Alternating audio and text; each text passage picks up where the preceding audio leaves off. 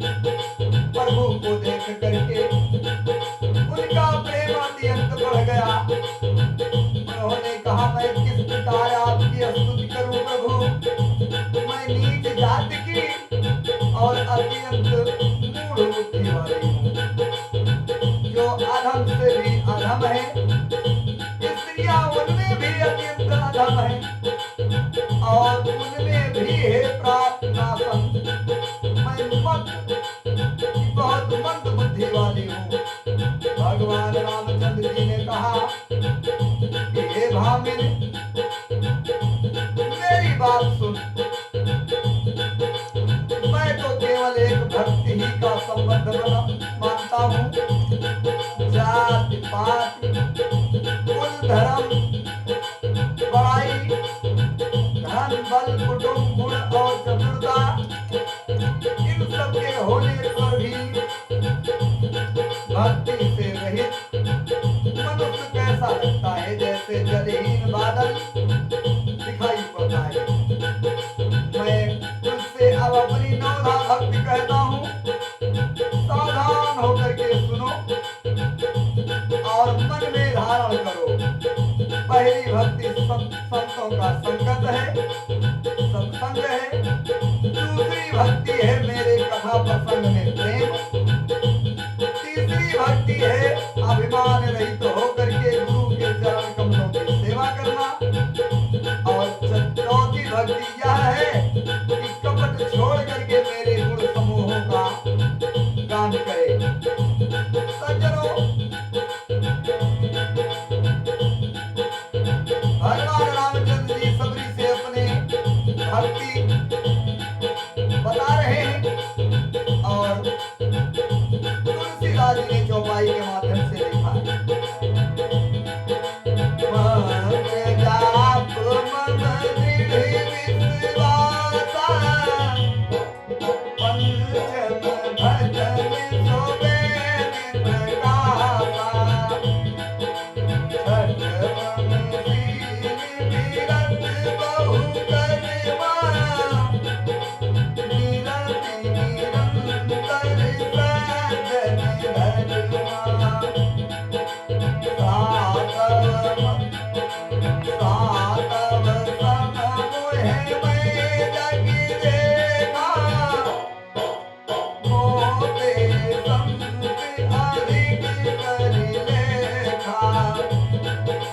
आठव कथा लाभ संतोषा, सब गुण हो नहीं देखई परिदोषा। सरल सब सनी छलीना, मम भरोसे हरस नदीना। एक दिन के होई, नार पुरुष सचरा चरी कोई।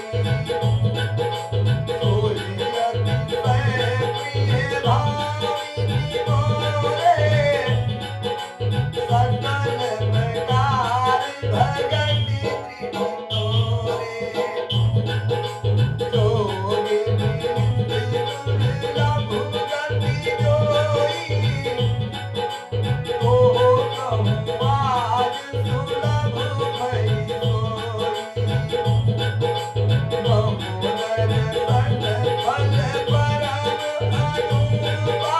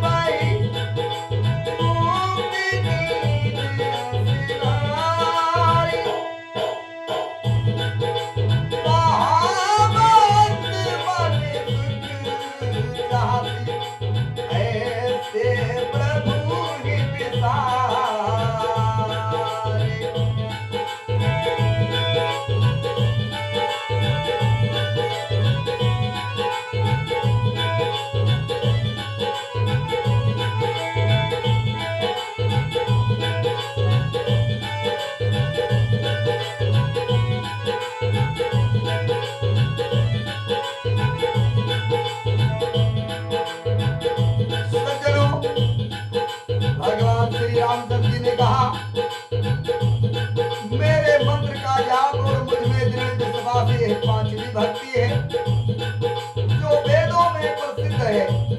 छठी भक्ति है इंद्रियों का निग्रह, शील अच्छा स्वभाव या चरित्र, बहुत कार्यों से वैराग और निरंतर संत पुरुषों के धर्म में लगे रहना। सातवीं भक्ति है जगत भर को समभाव से मुझ में ओतप्रोत देखना, यानी नाममय देखना, और संतों को मुझ में भी अधिक करके मानना। आठवीं भक्ति है जो लोग मिल जाए, जो कुछ भी मिल जाए उसी में संतोष करना, और स्वप्न में भी पराए दोषों को न देखना न कहना। नवी भक्ति है सरलता और सबके साथ कपट रहित व्यवहार, हृदय में मेरा भरोसा रखना और किसी भी अवस्था में हर्ष और विषाद का न होना। इन नवों में से जिनके पास एक भी होती है, वह चाहे स्त्री हो,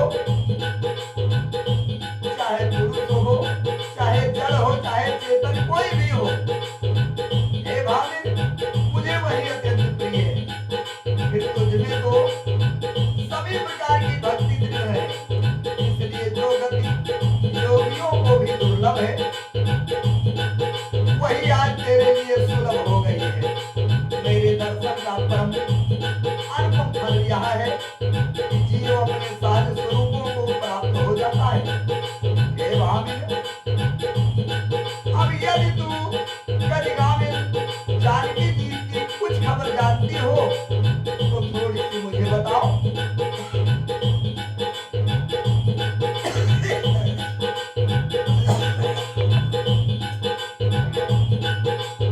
भगवान राम ने सबरी से पूछा तो सबरी ने कहा कि हे प्रभु, आप पंपा नाम के सरोवर के पास जाइए, वहां आपकी सुग्रीव से मित्रता होगी। हे देव, हे रघुवीर, वह सब हाल बतावेगा, और धीर बुद्धि आप सब जानते हुए भी मुझसे पूछते हैं। बार बार प्रभु राम के चरणों में सिर नवा करके प्रेम सहित उसने सब कुछ कथा सुनाई। सब कथा कहकर भगवान के मुख के दर्शन करके हृदय में उनके चरण कमलों को धारण कर लिया। सज्जनों, यहाँ भी एक प्रसंग निकल के आ रहा है। सीता जी के हृदय में तो भगवान के चरण कमल थे ही, विराजमान थे, लेकिन सबरी ने भी उनके चरण कमलों को यहाँ पर धारण किया है। हम नहीं कह रहे हैं, छंद में आया है, विश्वास कर कहलास तुलसी राम पद अनुरागहु। और योगियों की भांति योगाग्र से देह को त्याग करके जला करके वह सुलभ दुर्लभ हरिपद में लीन हो गई, जहां से लौटना नहीं होता है। तुलसीदास जी कहते हैं कि अनेकों प्रकार के कर्म, अधर्म और बहुत से पद, ये सब शोकप्रद है। हे मनुष्यों, इनका त्याग कर दो और विश्वास करके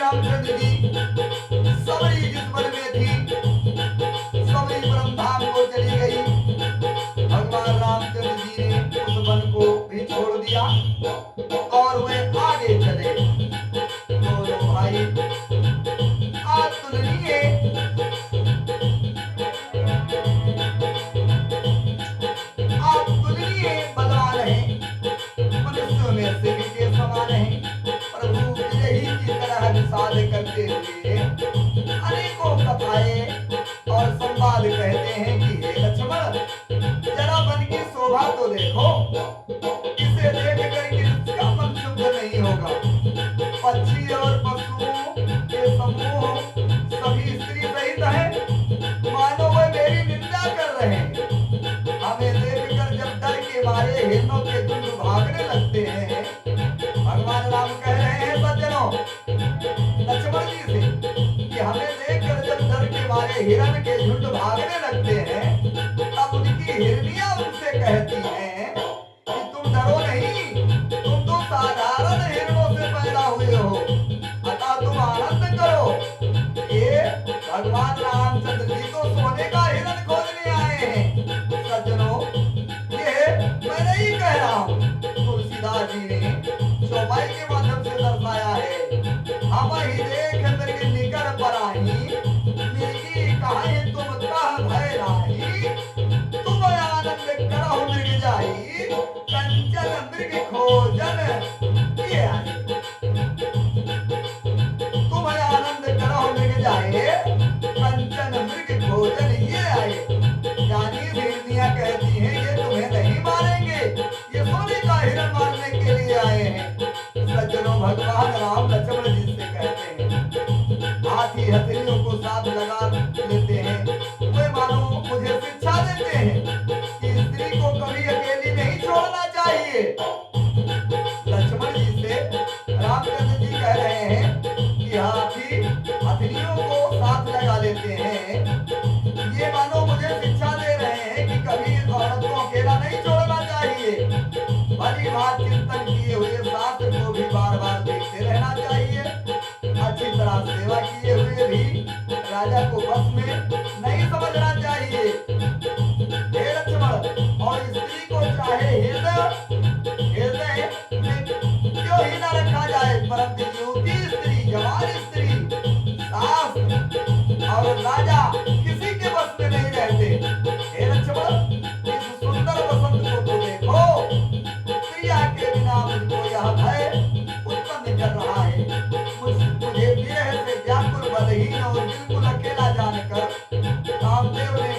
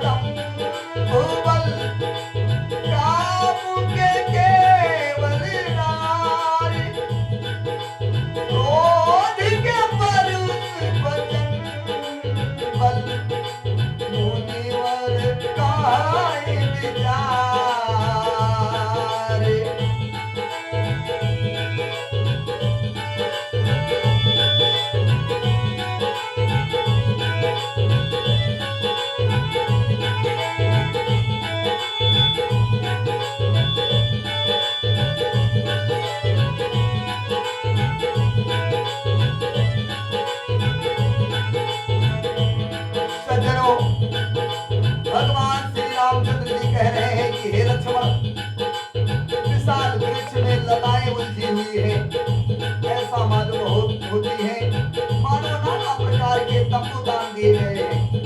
केला और ताड़ के सुंदर ध्वजा पताका के समान है। इन्हें देखकर वही नहीं मोहित होता जिसका मन धीर है। अनेकों वृक्ष नाना प्रकार से फूले फले हैं। मानो अलग अलग बाला धारण किए हुए हैं, वर्दी धारण किए हुए हैं। बहुत से तीरंदाज हो, कहीं कहीं सुंदर वृक्ष शोभा दे रहे हैं। मानो योद्धा लोग अलग अलग होकर के छावनी डाले हो। कोयले कूद रही हैं, वही मानो मतवाले हाथी चिघाड़ रहे हैं। एक और महोक पक्षी मानो ऊंट और खच्चर है। मोर चकोर तोते कबूतर और हंस मानो सब सुंदर ताजी अरबी घोड़े हैं। तीतर और बटेर पैदल सिपाही के झुंड है। कामदेव की सेना का वर्णन नहीं हो सकता।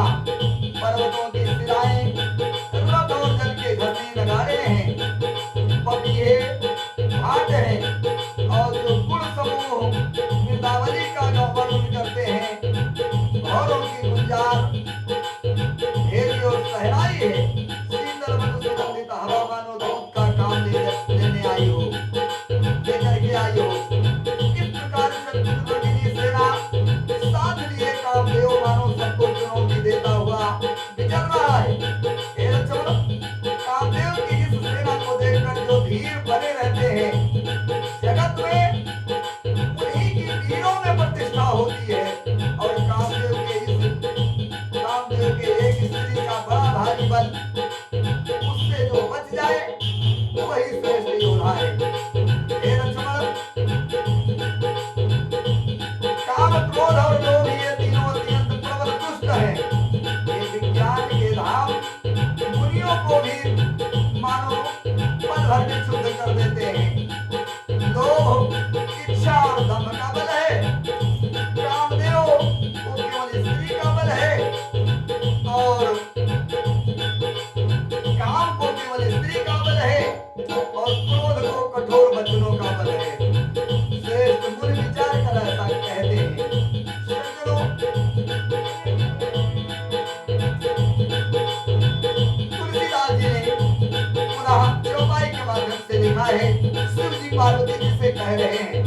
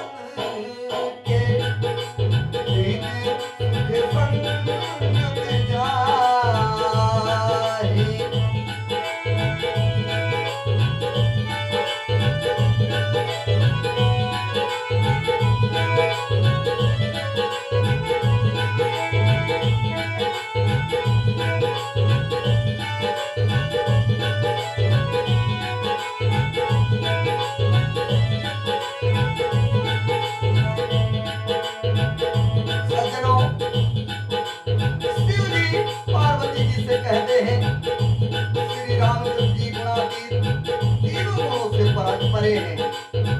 चराचर जगत के स्वामी और सबके अंदर की बात जानने वाले उपर्युक्त बातें कह करके उन्होंने कामी लोगों की दीनता बेबसी दिखलाई है और धीर यानी विवेकी पुरुषों के मन में जो वैराग को दृढ़ किया है। क्रोध, काम, लोभ, मद और माया ये सभी रामचंद्र जी की दया से छूट जाते हैं। वह नट जिस पर प्रसन्न होता है वह मनुष्य इंद्रजाल यानी माया में नहीं भूलता। हे पार्वती, मैं तुम्हें अपना अनुभव कहता हूँ। हरि का भजन ही सत्य है। यह सारा जगत तो एक सपना है। फिर प्रभु राम जी पंपा नाम के सुंदर तालाब के किनारे पहुंचे। उसका जल संतों के हृदय के जैसे निर्मल था। मन को हरने वाले सुंदर चार घाट बंधे हुए थे। भांत भांत के पशु पक्षी जहाँ तहाँ जल पी रहे थे। मानो उदार दानी पुरुषों के लिए याचकों की भीड़ लगी हो। घनी पुरैन यानी कमल के पत्तों प्यार में जल का जल्दी पता नहीं मिलता। जैसे माया से ढके रहने से कारण